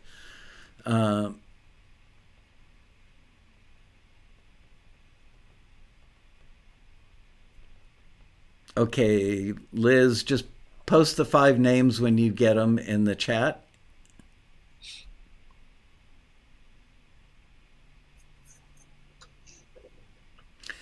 Paul Croteau is asking a question. The consumer terms section 8.3 for most products bought online, you have a legal right to change your mind within 14 days and receive a refund. Does that apply to the E Prototype model? Of course. We've got a 100-day return policy. We don't want anyone to not like our products. I agree with you. Taxi has a 365-day return policy. And I was talking to a lawyer about just general business stuff, not really about Taxi recently. And he said, you've got a 365-day refund for people, that, whoops. And I said, yeah. He goes, you're out of your mind. He said, everybody's going to sign up, send in their music. If they don't get a record deal in 90 days, ask for a refund. I said, I know. Anyway, all right. And the winners are Pete Carroll, Eric Anderson, Heidi Owen Straub, Lamar Pecorino, and Alex Dillon. Well done, guys. Well done, guys. Congratulations. Yes, really, congratulations. You guys are going to love these. I will have Liz send you guys, the Roberts family, I will have Liz send you all the addresses and stuff for all these people. Also, let's plug the website. They should see the whole range of stuff that you sell. And do you still have a 20% off sale running for the month till the end of January? Yes, site-wide, so it's off everything. Okay, so like you just heard, everybody in the chat room, they made everything on the site 20% off for Taxi members for the month of January. So go buy your stuff now. FlareAudio.com. FLARE. Yep. Yes. Really, really fascinating stuff. I am so grateful that you guys stayed up so late to do this. They swore they were going to do it in their jammies with their little sleeping caps on, which would have been quite cute, actually. Mother, bring me my tea. Oh, no, it'll keep you up late. I'm so, I guess the word is proud of you. As a fellow entrepreneur, I know how hard it is. I remember the first 3 years of Taxi getting eviction notices on our apartment door all the time. And I know, somebody once said to me when I started the company, if you don't cry yourself to sleep at least once a month and beg for God to watch over you and make this all work out, then you're not trying hard enough. So I know you guys understand that and get it. And I just think what you're doing is super cool. And I love the fact that it's so nerdy that it's like cool. It's like nobody else ever took the time to figure this out, but you did. And saving the world one eardrum at a time. Pretty damn cool. Thank you. That's very kind words of you. Thank you very much for having us as well. My pleasure. we're really looking forward to it. It's just like we don't often get to talk. We certainly don't do live podcasts like this, and to be able to talk to, or at least have a broadcast out to the like-minded people who understand the studio world. I wanted you guys to be, the ones that I really sort of just open up and explain everything as we're doing it in a very simplistic way, so that there's no barriers, there's no, I'm more than happy to answer questions. If you've got people who've got specific questions after this chat, they see it a bit later and interested to know how something works, please do contact us. We don't want anybody to not understand what we're trying to do. So Rexomatic is asking, can you please describe the Jet earphones? Okay, so yeah, Jet is very straightforward. You have a driver inside the earphone, and then on the front and the back of it, we have two jets. So those jets are milled to specific tolerances, a bit like how you have a jet on a carburetor of a car when it fires fuel into the engine.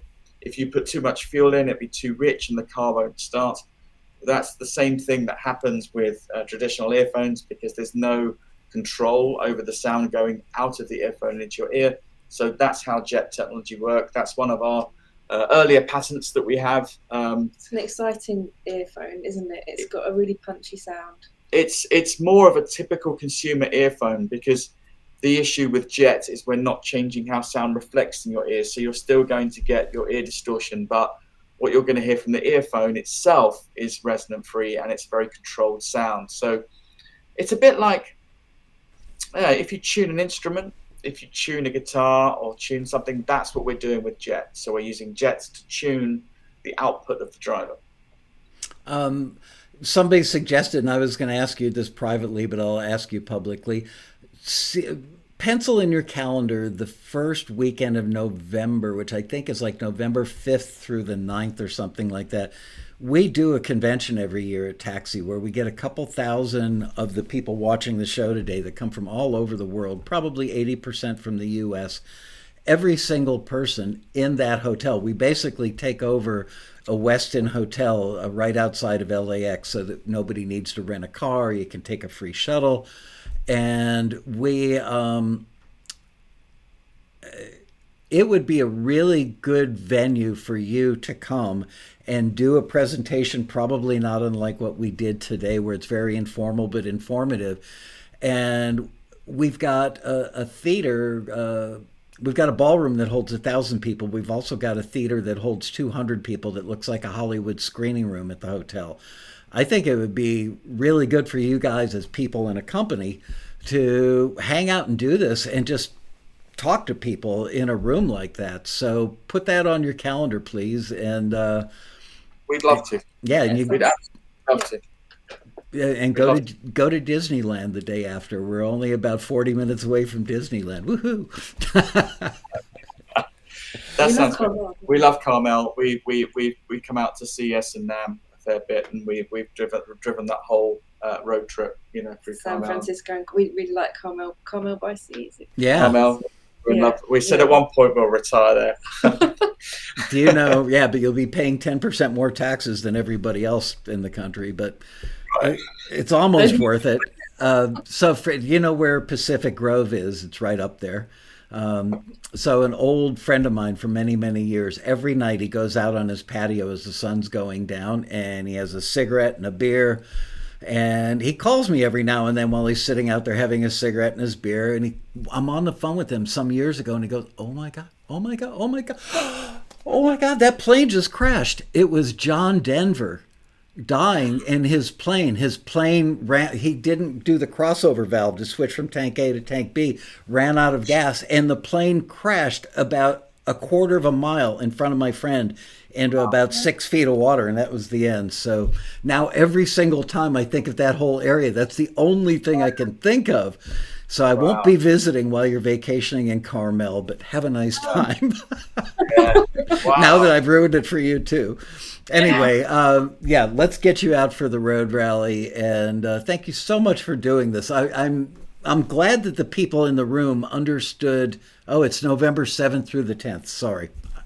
You'd think owning the company I would know this stuff, but I have a lot on my plate. What can I say? Somebody's asking, which set would you recommend for the studio? E Prototype. Yeah. Prototype. There you go. Are there plans for a Bluetooth version, or is that not possible due to loss of quality via Bluetooth? No, we have got Bluetooth version coming. Great. It'll be out before, well, probably end of Q1. So it'd give us another 2 or 3 months. If you saw on that Indiegogo crowdfund campaign, we've delivered all those perks. The comments of the people listening to the sound have been wonderful. We're now working on the consumer range, which will be on our website. There will be Bluetooth 5.2, which is lossless. There'll be a round the neck Bluetooth version as well as an over ear Bluetooth version. And I've got to be honest, it's really impressive, the Bluetooth. It's actually, it's a challenge because another thing I will very quickly hit on is that lower cost amplifiers. So, the cable that you can put in your iPhone to listen to these, it sounds incredible with the E Prototype. Yeah, as long as it's a proper Apple one and not a copy that's on Amazon, which they tend to be. And the reason for that is because part of the problem with electronics is because you've got all this resonances, and I think you'll know this, is that as well as a loudspeaker creating sound, it also becomes a microphone to the resonances inside the loudspeaker. Okay. Because if it creates sound like this, gets reflection, comes back and hits the driver, that's creating electrical interference, which then goes back to the amplifier. Wow. And that's why you have lots of capacitors and everything to try and stabilize the amp supply to the device. Well, because this technology doesn't have resonance, it means that all of the amplifiers pretty much sound the same. But the best ones are the ones with minimal electronics. And so from a Bluetooth point of view, in listening to a typical Bluetooth headphone, they sound incredible because the Bluetooth devices, it's not really the Bluetooth that's the problem nowadays, because the Bluetooth is actually lossless now. You don't have that issue in terms of audio quality. What they actually suffer from is the lack of electronics and capacitors inside the amplifiers. And so when you plug a traditional acoustic device into a Bluetooth cable, it doesn't sound that great because the electronics can't deal with all this resonance that's feeding back the microphonics coming from the drivers. So that's why a long-winded way of saying our Bluetooth earphones sound mind-blowing, and they sound just as brilliant as the cable version. Incredible. But don't worry. You know what? I'm going to go a little longer. If you guys don't mind, I mean, it's 2:00 in the morning for you, and I'm so sorry to keep you up so late, but I think you're having a good time from the smiles on your faces. I've got some questions, and we've never done a show this long, but as long as people are into it, are the flare jets for regular listening? Yeah. Yeah. And here's one from Larry Receive. Am I looking for the E Prototypes on your website, or is it listed by a different name? E Prototypes. They're easy to find. And the website, again, is flareaudio.com. Yes. Yeah. What is the name of the earphone we should look out for that's the next step after the E Prototype you talked about that's coming out later this year? Yeah, I can't give you the name of that right now.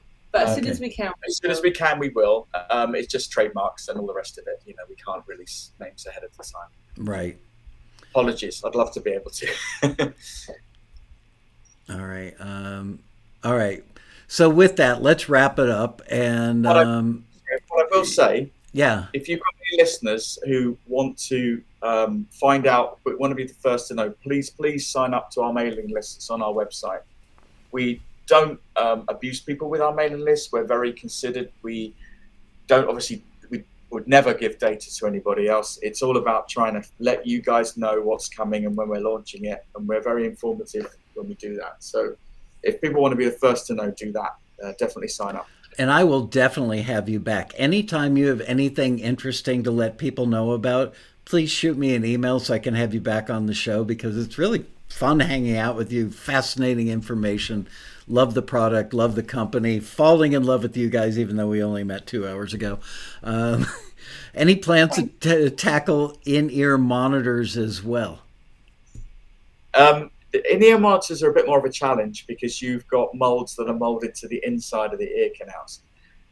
That said, you know, we're already having people use the E Prototype for IEMs, although it's a sort of universal type and they're not really getting the molded isolation which they would get on stage. They are still using them in low sound, low SPL environments, but they're not using them as proper IEMs. So maybe it's a difficult one because we're not going down the route of, you know, measuring people's ears and molding earphones to fit particular ears. So I think that'll be a license deal that we'll end up doing with a company like Ultimate Ears or whoever's, you know, making the IEMs at that point. All right, one last question, and then at some point we have to stop. You guys will be up till 3 a.m. This is from Edmund Red. Every physical structure has a resonant frequency. How do you bypass the resonant structure of those earbuds? Okay, so we're reflecting sound in a way that's not transfer. We want. So if I was to talk at my hand, the sound wave would go straight at my hand and it would resonate my hand. If our hand's at 45 degrees, a lot of the energy is getting reflected and then carrying on. And so by minimizing the resonances of the structure, we're using these waveguides. So we're trying to get the sound out without transferring it into the structure, if that makes sense. Yeah, it does. And I can't wait for you to design a new microphone. Yeah.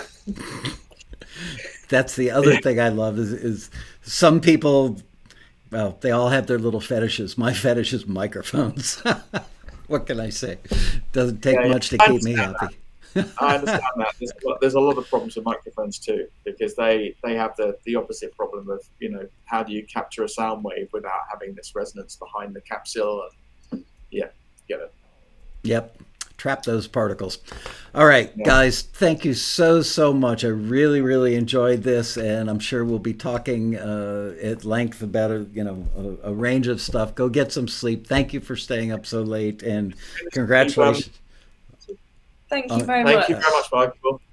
As soon as we've got the next technology coming out that we've talked about today, you'll be the first to know. We'll jump on a call ahead of it being released, and we'll look at, doing some reveal with you so that you get to share it with your audience. Thank you so much. It's an absolute pleasure talking to you. Yeah, it's been lovely to meet you. We really do appreciate the exposure.